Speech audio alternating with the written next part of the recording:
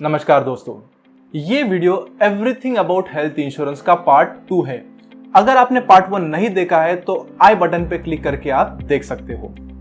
तो पार्ट 2 के वीडियो में आज हम समझेंगे कि हेल्थ इंश्योरेंस पॉलिसी खरीदने के कौन कौन से डॉक्यूमेंट लगते हैं, हेल्थ इंश्योरेंस कहां से खरीदे, इंश्योरेंस प्रीमियम कैसे कैलकुलेट करें, क्लेम सेटलमेंट का प्रोसीजर क्या है और कौन कौन से ऐसे खर्चे हैं जो हेल्थ इंश्योरेंस पॉलिसी में कवर नहीं होते। तो बने रहे मेरे साथ एंड तक। मैं हूं डॉक्टर अभिजीत और आप देख रहे हैं हमारा YouTube channel online Vidya, all for education, education for all.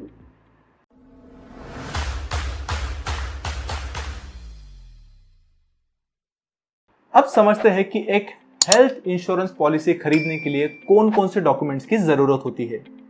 तो अगर आपको हेल्थ इंश्योरेंस पॉलिसी खरीदनी है तो उसके लिए सबसे पहले एज प्रूफ, जिसमें birth certificate, passport, voter ID card, इसमें से कोई भी एक डॉक्यूमेंट चलेगा।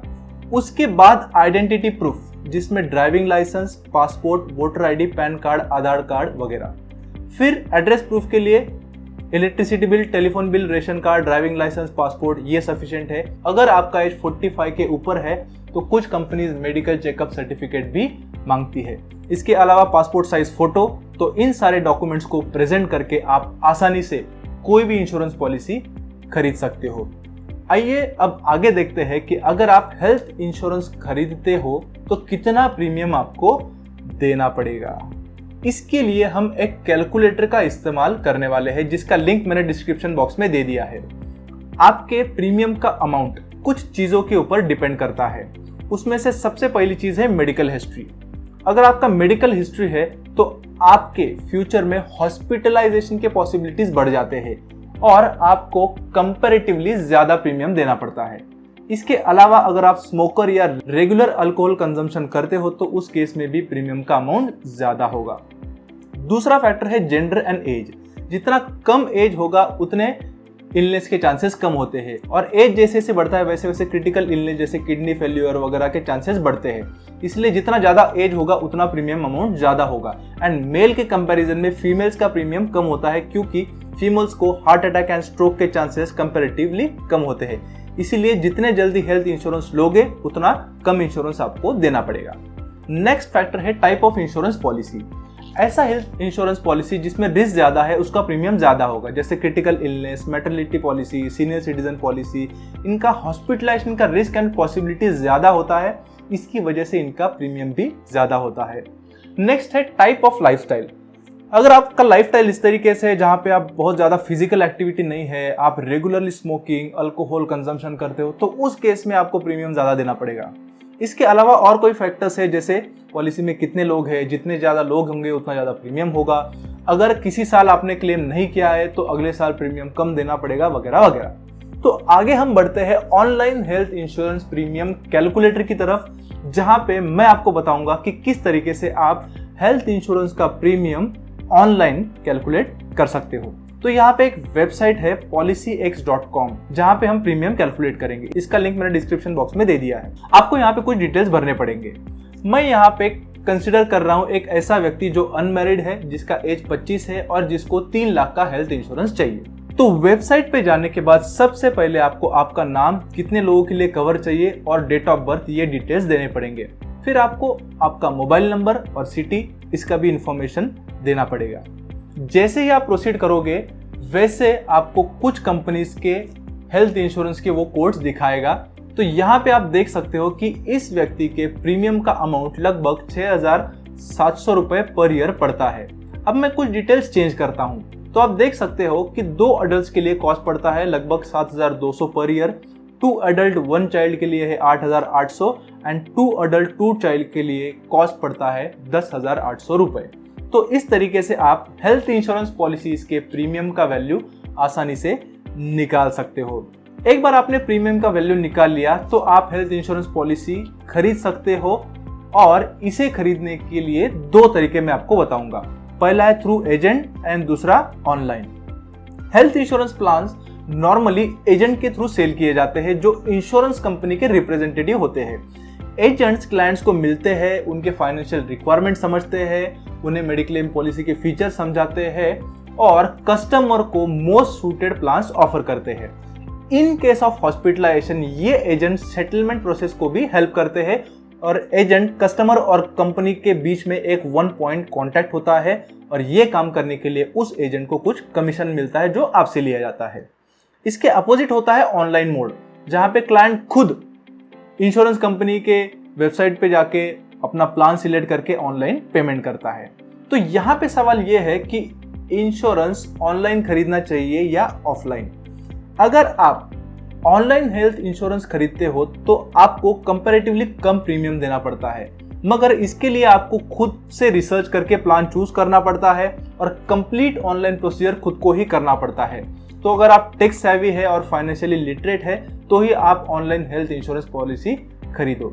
ऑफलाइन मोड में in case of hospitalization agent बहुत इंपॉर्टेंट रोल प्ले करता है जो ऑनलाइन मोड में मिसिंग है।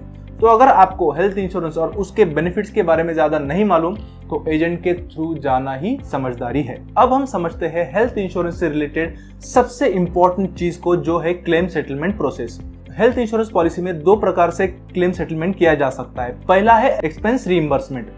अगर आपका ट्रीटमेंट ऐसे हॉस्पिटल में हुआ है जिसके साथ इंश्योरेंस कंपनी का टाई अप नहीं है, तो उस केस में हॉस्पिटलाइजेशन से रिलेटेड जितने भी डॉक्यूमेंट्स है, जैसे bed charges, medicine, lab test, surgical fees etcetera, claim settlement form के साथ कंपनी को भेजने पड़ते हैं। उसके बाद कंपनी उन डॉक्यूमेंट्स को वेरीफाई करके आपके बैंक अकाउंट में सेटलमेंट का अमाउंट ट्रांसफर कर देती है।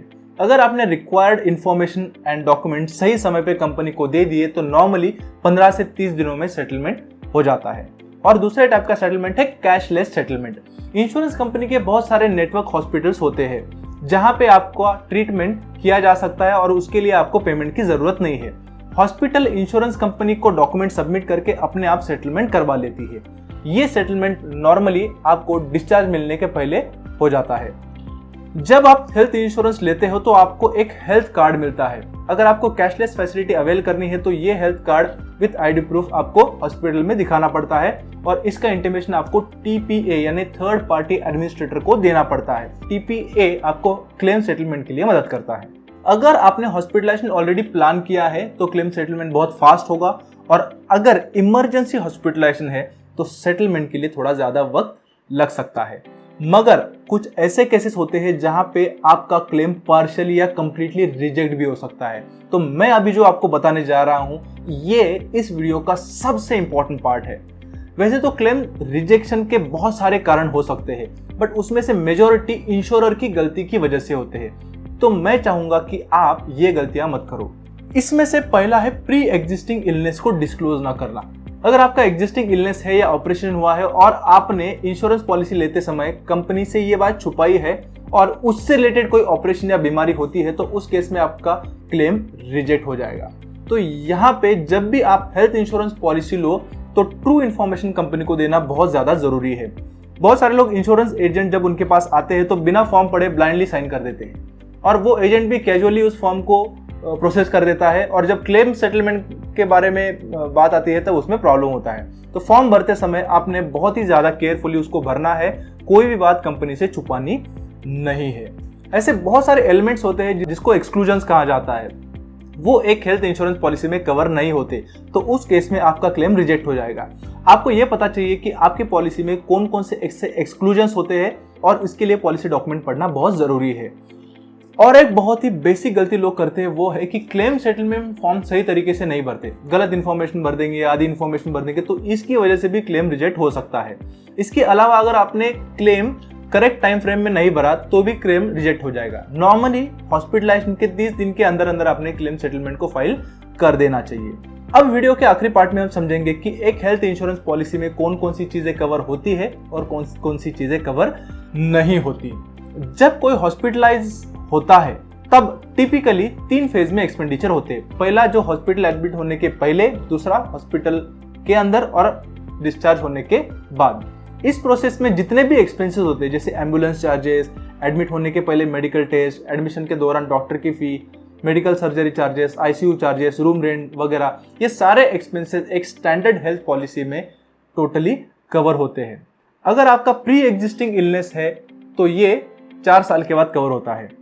मैटरनिटी या न्यू बॉर्न बेबी एक्सपेंसेस अगर मैटरनिटी पॉलिसी है तो उसमें कवर होते हैं। इसके अलावा हेल्थ चेकअप के एक्सपेंडिचर भी एक सर्टेन लिमिट तक इसमें आते हैं। इन केस ऑफ ऑर्गन ट्रांसप्लांटेशन काफी डोनर एक्सपेंसेस भी होते हैं जो एक हेल्थ पॉलिसी में कवर हो जाते हैं। हेल्थ इंश्योरेंस के बारे में एक मिसकंसेप्शन ये भी है कि हेल्थ इंश्योरेंस क्लेम करने के लिए आपको हॉस्पिटल में एडमिट होना बहुत जरूरी है, मगर मेडिकल इंडस्ट्री में टेक्नोलॉजिकल एडवांसमेंट की वजह से बहुत सारे ऐसे सर्जरीज एंड प्रोसीजर्स है जिसको हॉस्पिटलाइजेशन का जरूरत नहीं होता है और जो 24 घंटे के अंदर ही किए जा सकते हैं, और ये जो शॉर्ट टर्म हॉस्पिटलाइजेशन होता है उसे डे केयर प्रोसीजर कहते हैं। तो ऑलमोस्ट सारे हेल्थ इंश्योरेंस प्लान इन डे केयर प्रोसीजर्स जैसे cataract surgery, radiotherapy, chemotherapy, dialysis, angiography वगैरह इसको कवर करते हैं। अब जानते हैं कि हेल्थ इंश्योरेंस में कौन कौन सी चीजें कवर नहीं होती। पॉलिसी लेने के 30 दिन के अंदर अगर आपका हॉस्पिटलाइजेशन होता है तो वो इसमें कवर नहीं होता अनलेस वो एक्सीडेंटल इमरजेंसी हो। कुछ critical illness and existing illness का वेटिंग पीरियड होता है नॉर्मली 2 से 4 साल। उसके दौरान ये इलनेस हेल्थ इंश्योरेंस पॉलिसी से एक्सक्लूडेड होते हैं। अगर कोई injury war, terrorism, nuclear activity या सुसाइड अटेम्प्ट से होती है तो वो भी इसमें नहीं आती। कुछ ऐसे इलनेस होते हैं जिनका इलाज नहीं होता एंड जिसकी वजह से पेशेंट का डेथ होना ऑलमोस्ट सर्टन होता है, जिसे टर्मिनल इलनेस कहा जाता है, जैसे एड्स, कैंसर वगैरह, तो वो इसमें से एक्सक्लूडेड होते हैं। और कुछ सर्जरीज जैसे cosmetic, plastic surgery, replacement of hormones, sex change, dental and eye surgery भी इसमें कवर नहीं होते। तो ये सारे इंक्लूजन्स और एक्सक्लूजन्स जब आप हेल्थ इंश्योरेंस पॉलिसी खरीदते हो तो आपके पॉलिसी डॉक्यूमेंट में दिए होते हैं, जो आपको ध्यान से पढ़ना बहुत जरूरी है। दोस्तों, ये चैनल शुरू करने का मेरा उद्देश्य लोगों को फाइनेंशियली लिटरेट करना है और इसके लिए ये वीडियो ज्यादा से ज्यादा लोगों तक पहुंचना चाहिए ताकि हेल्थ इंश्योरेंस के बारे में लोग अवेयर हो और कोई भी व्यक्ति मेडिकल इमरजेंसी में फाइनेंशियली स्ट्रगल ना हो। इसके लिए मेरी आपको सबसे अपील ये है कि नीचे दिए गए शेयर बटन को अभी क्लिक करके इस वीडियो को ज्यादा से ज्यादा लोगों तक शेयर करना। अगर 200 लोग भी ये वीडियो देख रहे हैं और सब लोग एटलीस्ट 500 लोगों को इसे शेयर करेंगे तो ये वीडियो लगभग 1 लाख लोगों तक पहुंच जाएगा और ये वीडियो बनाने का उद्देश्य सफल हो जाएगा। मैं आशा करता हूं कि आपके हेल्थ इंश्योरेंस से रिलेटेड जितने भी क्वेश्चंस थे वो इन 2 वीडियोस में कवर हो गए होंगे। अगर फिर भी कोई सवाल या सुझाव है तो नीचे कमेंट बॉक्स में डालना। अगले वीडियो में मैं आपको बताऊंगा कि हेल्थ इंश्योरेंस के लिए कंपनी कैसे चूज करना चाहिए और उसका कंपैरिजन किस तरीके से करना चाहिए। तो मिलते हैं अगले वीडियो में, तब तक के लिए bye bye, see you, stay healthy and stay happy.